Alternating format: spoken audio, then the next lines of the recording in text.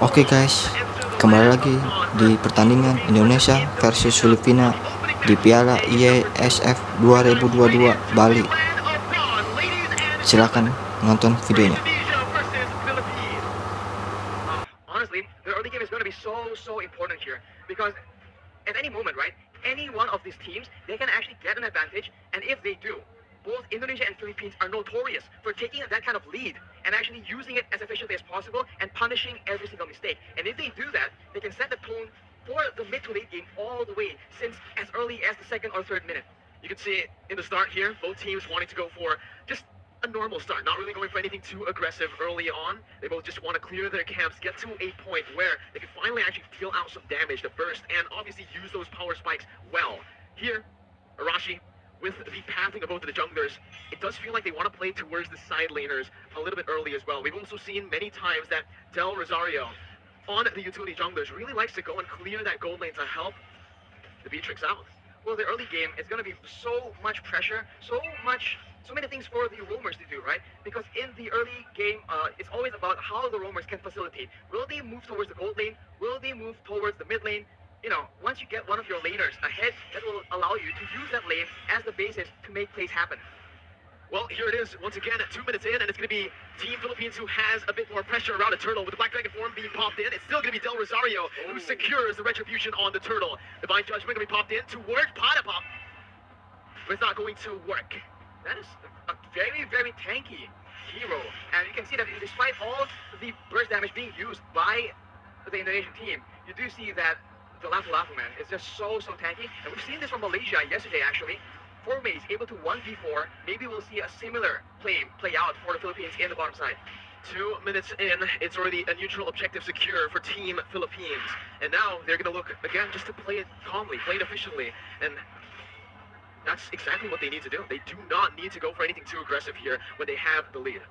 For the Indonesians, they need to make sure that they abuse the Cult Ultra as much as possible. They do have the Black Dragon 4 as well, so those objective takes are going to be very much in their favor, only if they're able to actually get an advantage and actually capitalize on the fact that they have a bit more card control and they have a lot more utility that they can actually abuse to force the Philippines into a tough spot. But of course, if they do go too aggressively, there is a Lapu, there is a Valentina, so a lot of counter-engage potential from the side of the Philippines. Well, here it is, another engage coming in, and that's going to be Dreams taken really low. First blood over to Philippines as they're looking for more. That's the IMU doing work, stealing away to Divine Judgment and picking up another for Imam in the mid lane. That is what you have to be aware of, man. If you don't want to deal with the engage, you can engage on the engager, and that is exactly what the Philippines have done. They take out Dreams, and they hunt for stragglers afterwards. They have the tempo in the game right now, and if you look at the side lanes, that is where the action will start building up. Because with pressure in all the lanes from the Philippines, they're going to try and cut into the jungle and cut off members of Indonesia from their own backup. I just really like how Soriano is taking this lane, is approaching this lane, this matchup, right? Up against the Melissa, he knows exactly that he is going to lose out if he goes for these trades, if he goes for these 1v1 duels. So what he does is he swaps over to the Bennett just to clear out the waves, rotates over to help this team, and simultaneously gets even more gold because they're trying their best to actually funnel as much towards Soriano.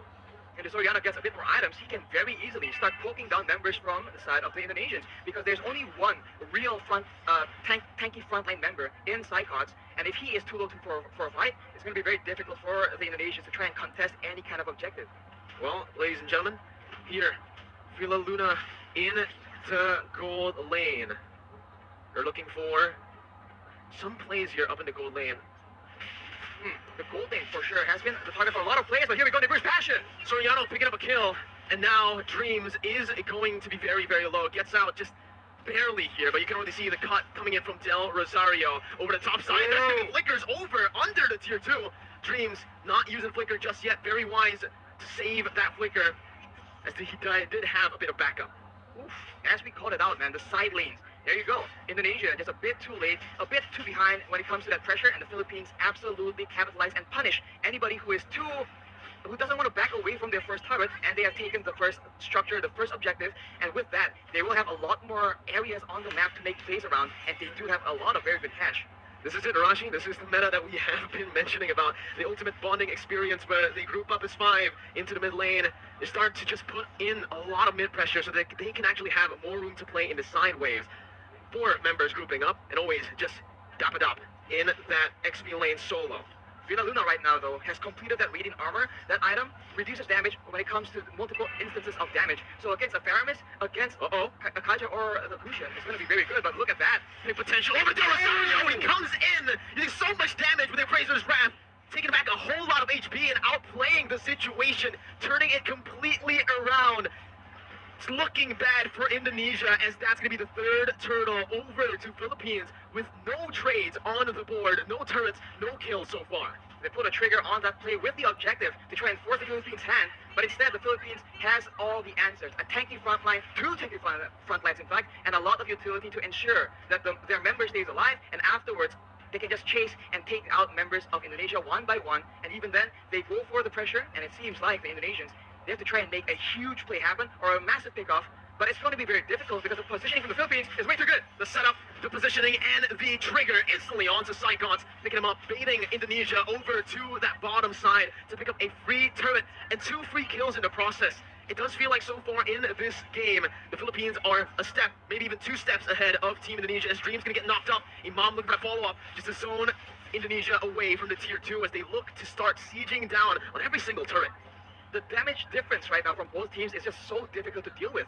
We mentioned how there's only one real front line on the side of Indonesia, and look at what happens to them in a big fight. He gets taken out. The cult altar is so non-existent. The Philippines are able to just burst through it and go on with their day. Soriano right now with the Malefic Roar completed, that is a lot of penetration on top of the already insane amount of damage and burst that a Beatrice can bring to the table. This is what Philippines loves to do when they're ahead, right? They use the distraction that is Dapadap, who's practically currently unkillable on that Lapu-Lapu. They use him as a distraction in the side lane solo, picking up a turret. Meanwhile, they set up on the other side. Usually, they like to play on the opposite side and use the conceal to catch the enemies off guard. But there, you can see again, a curveball thrown over to Indonesia, or maybe Indonesia have done their research onto how Philippines likes to play with the lead. They take another step ahead, and they think 2 steps ahead of Indonesia. Right now, again, it's going to be Divine Judgment coming in, but it's all onto the frontliners with a lot of the resources burnt out. It's going to be Cyclops who jumps in and finishes off Soriano in the back lines, splitting Philippines in 2. Imam now flickering out, getting to safety, but all that was for the Lord. It's a 2-for-1 in the end. 2 kills over to Indonesia for a Lord take. Arashi, who's it worth for? Oof, I think considering the fact that the Philippines are so ahead and they are focusing now more than ever on taking all those structures away from Indonesia, I think the Lord will be very, very beneficial. Unfortunately, they lose their gold leader as well, which is not ideal. If you take a look at the items right here, he is on 7,300 gold. As we mentioned, BOD and straight to Malefic Roar, ensuring that anyone getting caught in his ultimates will get absolutely decimated. What's another thing that I want to mention is the fact that the 2 kills that Indonesia picked up earlier was onto 2 members with no bounty. There was no shutdown there. So even though Indonesia were able to find some kills, it was just normal gold. It wasn't that added gold that we usually see. And they get the Lord for that. So if it was a shutdown, I would actually say that Indonesia definitely came out on top in terms of value. But here, Taz might actually be caught, forced to use that ultimate defensively to get out. And everyone is from the Philippines is available because the death timers are very, very short, and they're going for a siege here where Indonesia don't have a lot of tools to try and counter the poke damage. Slowly but surely, the Philippines is chipping away at the structures and at the EHP bars of the Indonesian players. It's a good defense by Indonesia. They're able to minimize their losses here, only losing that tier 2 in the mid lane for now. The Brands is going to be zoned away from that mid lane. Philippines looking for that, but look at Psychons with the Petrifies, able to find 2 on the flanks. Psychons absolutely massive as his engage has started a war that Indonesia can finally win here in this game. 3-for-0 trade as Indonesia look to climb, to crawl themselves back in this game. Blink and you'll miss it. And engage gave way for Indonesia to take 3 kills for a trade of none. And along with that, Taz is able to secure the purple buff from the side of the Philippines as well. So now they have momentum. They have recovered a bit of that gold difference. Only 2k right now, but the Philippines, they are still in the lead, and they are no stranger to these late game situations. Dreams opening up the map just a bit. Going to be chunked down by Del Rosario, but he is going to be able to back off without having anything taken away. Honestly, looking at it right now, Rashi, Indonesia, their main win condition, we thought it would be Brands on that Melissa. We thought it was going to be the Gushin on the hands of Taz, but it's actually Psychons, the man that has been doubted so many times by everyone. By the public. I mean, this man has had a very lackluster season in his last performance. It was a performance in the last season, actually, rather. But here, knowing that Indonesia are relying very, very heavily on a very reliable engage. His Yuzong has been critical, but after 2 engages, will Philippines fall for the same trick twice? Divine Judgment over the Dreams. That's going to be the frontliner taken down. That's going to be that. Oh my god, so much damage onto the Lapu. Fortunately, won't be enough though, and now Indonesia, they're actually backing away, and it will be waiting for the Lord take. And Philippines, they are so good at the Lord dance, going back and forth, waiting for their opponents to make a mistake, and with such a long range basic attack on their B-tricks, they can do better. That's what they were waiting for. The Black Dragon form now baited out. Because of the Petrify onto Soriano, who's forced to flicker out. But Psychos jumps in, 1v4, soaking in all the damage and sustaining back up. Top it up, gonna be taken down by Brands. And that's another kill over to Indonesia, who are able to play with the death timers of Dreams really well, with them now respawning. They've taken back the lead if they actually can secure the Lord, which they should be able to. Free Lord over to Indonesia. They're not stopping just yet though. Conceal play from Indonesia. They back off. Back up for now, as the orange buff will be contested as well. So the Philippines are now on the back foot, and if you look at the composition, in a way, right, in the big team fights, there's a lot more DPS and utility available in the hands of the Indonesians. After that play, they go for the purple buff as well, and the Philippines have a huge problem on their hands. The Black Dragon form lasts for way too long. The Guiding Wind was used to try and buy some make some distance, buy some more time, but it was not enough. The Philippines must come up with a different solution, a different answer. A momentum shift in the 13th minute of the game, and now it's Philippines who have their backs against the wall with the Enhanced Lord marching in that top lane. Evil's Legends here, Team Indonesia, are going to look to try to siege them down. Psychons once again with the Black Dragon form as Del Rosario tries his best to keep Psychons at bay. The damage comes through once again for the siege to take place, but that's going to be Tapidap, who jumps in with the Bravest Spider. But it's going to be a good disengage from Indonesia, backing off, knowing that they have found some value. They've taken every single tier 2 except for the bottom lane.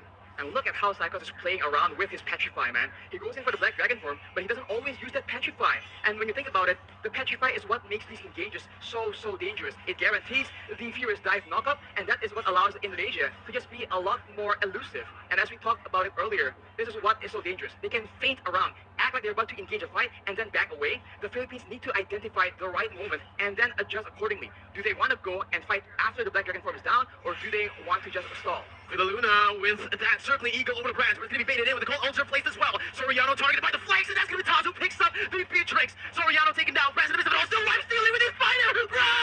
It's massive! He is an absolute beast as he wins the battle for Indonesia! It's a 4-0 trade! Indonesia with a comeback here, with the tides turned completely. Only Villaluna left to defend with a mini wave crashing in. Villaluna going to be brought back with a Shadow Stampede. Villaluna outside of the base, and Indonesia with the Divine Judgment onto Villaluna will go for the base to pick up the first game of the Oke guys, akhirnya Indonesia berhasil unggul 1-0 atas Filipina. Terima kasih sudah menonton videonya. Jangan lupa like, komen, dan subscribe. Bye bye.